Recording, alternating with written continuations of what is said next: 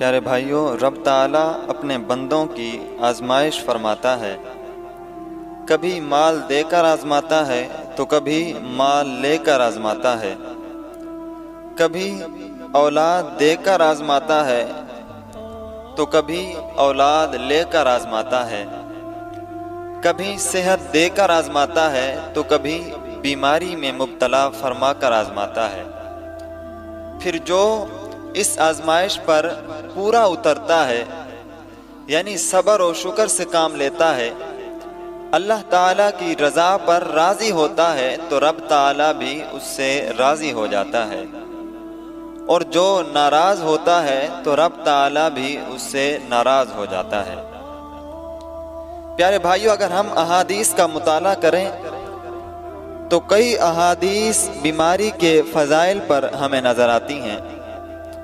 امام احمد علیہ الرحمہ روایت کرتے ہیں کہ نبی کریم صلی اللہ تعالی علیہ وآلہ وسلم نے ارشاد فرمایا کہ جب بندہ 3 دن تک بیمار رہتا ہے تو وہ اپنے گناہوں سے ایسا پاک و صاف ہو جاتا ہے جیسے آج ہی پیدا ہوا ہو۔ اور ایک اور حدیث پاک میں آتا ہے، حضور علیہ الصلوۃ والسلام نے ارشاد فرمایا کہ مریض کی دعا مقبول اور گناہ معاف ہوتے ہیں۔ تو پیارے بھائیو، ان احادیث سے معلوم ہوا کہ بیمار کے گناہ مٹا دیے جاتے ہیں، بیمار گناہوں سے ایسا پاک و صاف ہو جاتا ہے جیسے آج ہی پیدا ہوا ہو، اور بیمار کی دعا قبول ہوتی ہے۔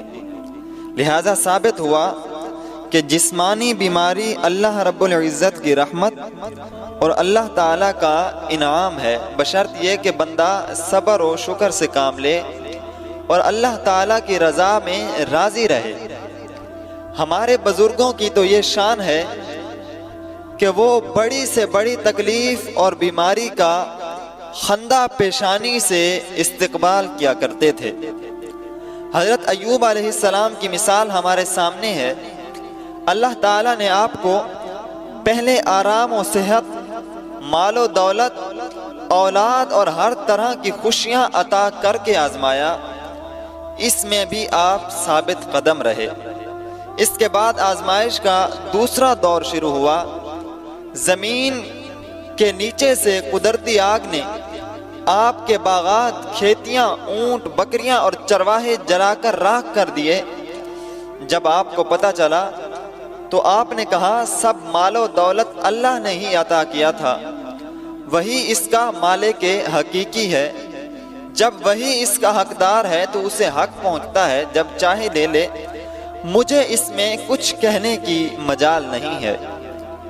تیسرا آزمائش کا مرحلہ یہ تھا کہ آپ کی اولاد ایک مکان میں تھی، مکان گر گیا، آپ کی اولاد فوت ہو گئی، اس کے باوجود آپ کی زبان پر یہی تھا، سب کچھ رب تعالیٰ کا ہے، جو چاہے کرے، میری کیا مجال کہ میں اس کی بارگاہ میں شکوہ کروں۔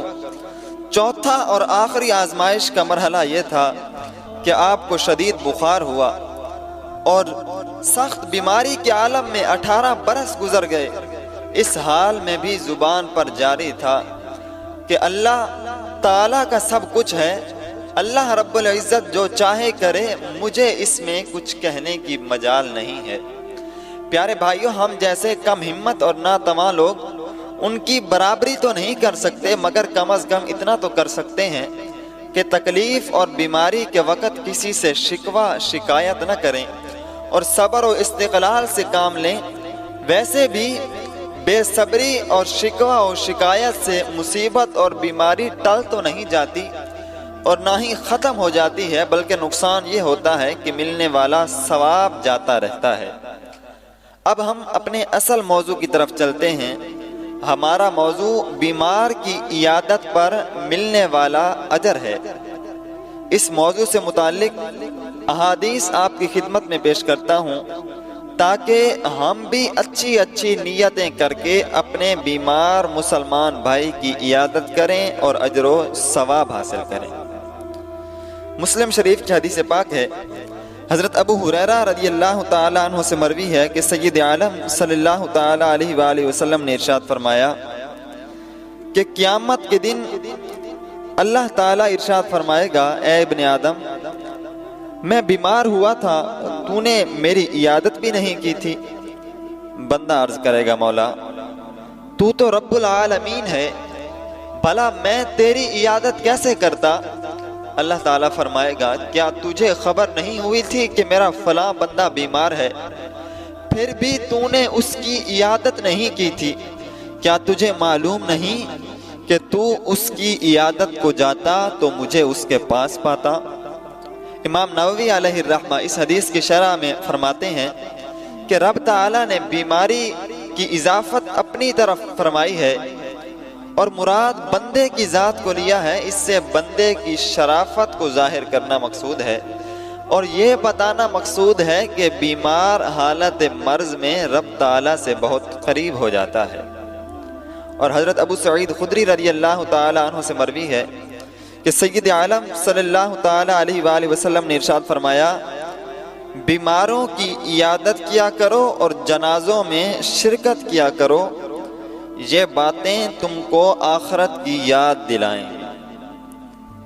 پیارے بھائیوں، بیمار کی عیادت اور جنازے میں شرکت کرنے میں دینی، دنیاوی اور اخروی بہت سارے فوائد ہیں۔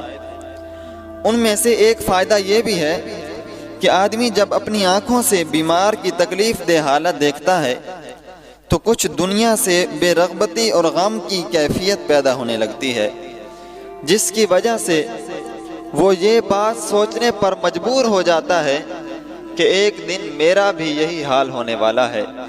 تندرستی اور جوانی سدا نہیں رہتی۔ جب یہ تصور و خیال بار بار ذہن میں پیدا ہوتا رہے گا تو دل دنیا کے عیش و آرام اور لذتوں سے بھر جائے گا اور آخرت کی یاد بڑھتی چلی جائے گی۔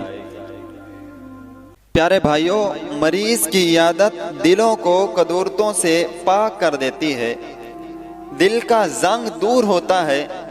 عیادت کرنے سے عیادت کرنے والے اور مریض کے تعلقات اگر پہلے سے قائم ہوں تو مزید مستحکم ہو جاتے ہیں، اور اگر تعلقات خراب ہوں تو تعلقات مضبوط ہو جاتے ہیں۔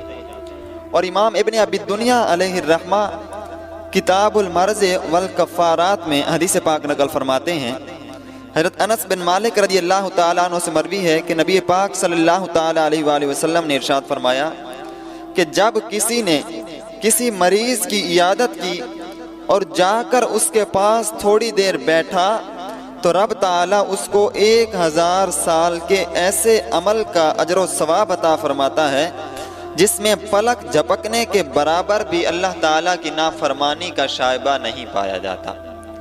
سبحان اللہ۔ محبوب خدا صلی اللہ تعالیٰ علیہ وآلہ وسلم کے صدقے و طفیل ان کے غلاموں پر کتنا انعام ہے کہ اجر و ثواب کے پیمانے بھر بھر کے دیے جا رہے ہیں۔